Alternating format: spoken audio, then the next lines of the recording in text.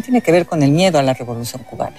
Y lo que está presente en el ánimo de todos los miembros del gobierno de López Mateos es justamente el fantasma de la Revolución Cubana y de una desestabilización social producto de la protesta por las condiciones desfavorables de un porcentaje muy alto de la población, y entonces la necesidad de acallar esa protesta, de prevenirla, de evitarla, con este tipo de medidas y de políticas de expansión de la responsabilidad social del Estado.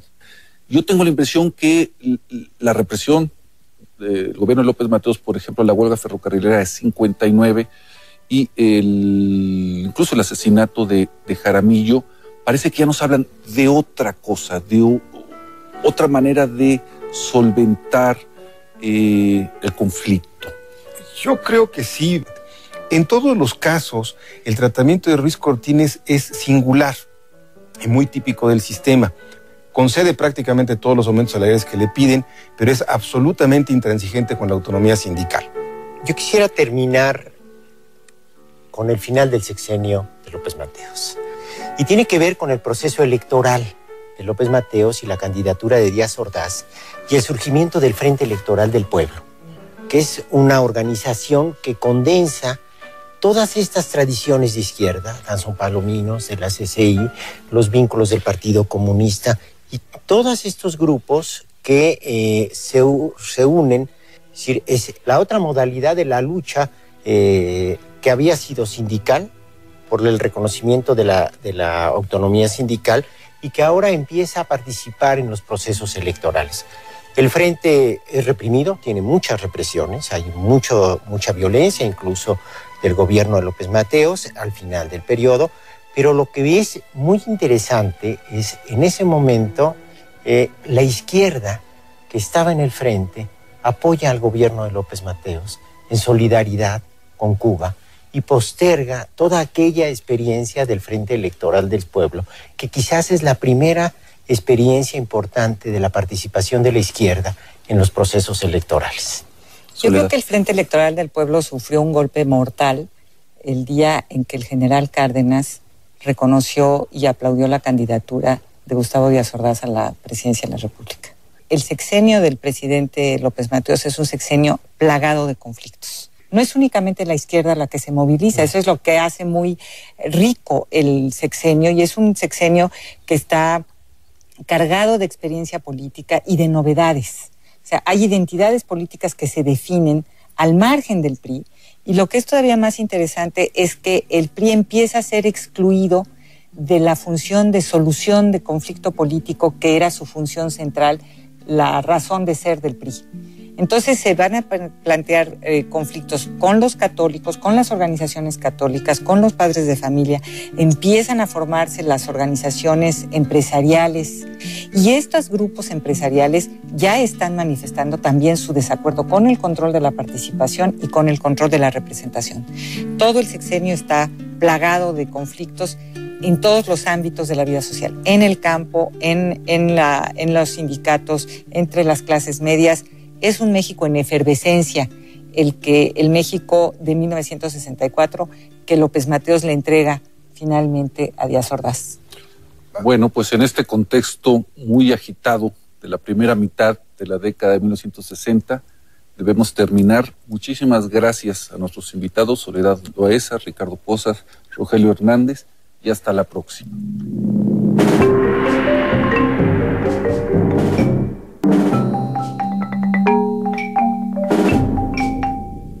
Bienvenidos a Discutamos México. En esta ocasión vamos a abordar el tema del movimiento estudiantil popular de 1968. ¿Por qué abordar o pensar o hablar del 68 en el marco de las conmemoraciones del bicentenario del Grito de Independencia y el centenario del inicio de la Revolución Mexicana? No sé si habrá programas en esta serie o en algún lado que aborden la toma de protesta de Adolfo López Mateos o de Adolfo Ruiz Cortines o de Manuel Ávila Camacho. Son hechos que ocurrieron, pero que no, la memoria histórica o lo que así se llame, no tiene por qué retener. En cambio, el movimiento estudiantil de 68 es desde luego un momento extraordinario, lo que Paz llamó el año axial, da la oportunidad a una generación de existir políticamente, socialmente, le da la oportunidad al régimen del PRI de exhibir y con creces su lado represivo, le permite al Congreso de la Unión ratificar que hay momentos de abyección que no les son para nada ajenos, le dio la oportunidad al Poder Judicial para enfangarse con las condenas a los presos políticos y con la santificación de Díaz Ordaz, etcétera, pero sobre todo el 68, espero que estén de acuerdo conmigo, es el 2 de octubre y la matanza tan impune por tanto tiempo, y es también la existencia de una capacidad de movilización de los jóvenes, fundamentalmente, que le da un nuevo sentido al país. De alguna manera, el 68 marca, simboliza el fin de un estilo de gobernar. Yo no creo que sea el fin de un régimen, no creo que haya sido el fin de una hegemonía, no creo que haya habido... Lo que cambió es un estilo de gobernar y lo que cambió es una oposición.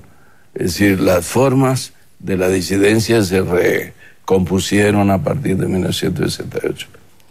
Además de que hubo otros movimientos en el mundo, 1968, el de México, es una masacre, pero también es la inauguración de jóvenes que tomaban la calle, cosa que no había sucedido, que podían salir y gritar frente al balcón presidencial, sal al balcón, hocicón, sal al balcón, bocón, y que iniciaban una resistencia ante un gobierno que no los tomaba en cuenta, como sigue sin tomarlos en cuenta.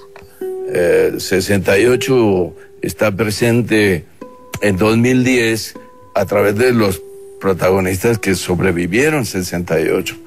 Sin que haya habido un proceso judicial adecuado para culpar a los verdugos de las persecuciones, encarcelamientos, asesinatos de 1968, es la fuente de muchos desacuerdos y muchas dificultades para el diálogo político en el México actual. Es decir, están presentes los protagonistas, pero el odio que concitó la violencia en 68 también sigue presente. La historia para mí es contundente. El gobierno y su presidente, el licenciado Díaz Ordaz, fueron los culpables de la violación de los derechos humanos, diríamos hoy, de la violación de los derechos constitucionales, y yo diría de asesinato tumultuario. Ellos son los culpables. Sí. Y no creo ser el único que tiene esa conclusión. Para mí Díaz Ordaz está claramente ubicado como quien orquestó y quien dirigió, creo que sí, a su gobierno. Y tendríamos que ir digamos, a procesos judiciales para que el 68 se inscribiera ya en la historia y dejara de ser herida presente. Quien sufrió la represión no olvida y sigue clamando porque haya justicia. Quien vivió en la cárcel, como nosotros, que parte de nuestra juventud la pasamos en la prisión, los que murieron, los familiares de las víctimas muertas, quienes experimentaron los golpes de los granaderos, que fueron miles y miles de personas, no olvidan. Ahora, si nosotros vemos las consecuencias laterales de 68, como fue la guerrilla, por un lado, y su respuesta, que fue la guerra sucia, fue otra oportunidad que tuvo el gobierno del PRI para mostrar su potencial, digamos, de violencia y de desapego total.